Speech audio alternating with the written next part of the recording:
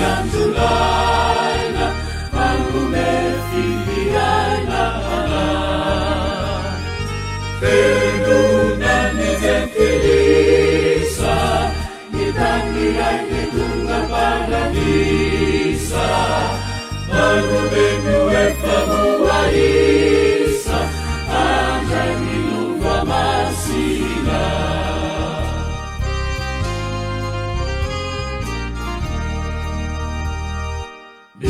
Sinala ng Jesusa, sa'y magkausiyon na rin.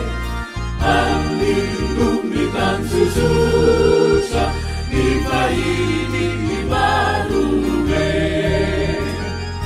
Kasiyon na din ni Buwa, itirangin na tutangin si Tuwa.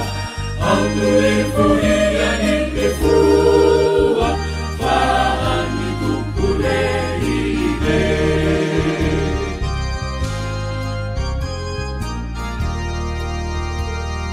Yemi kamanang imiru, ang ipifaliame, kami ubinimaneru, tahakan niramu.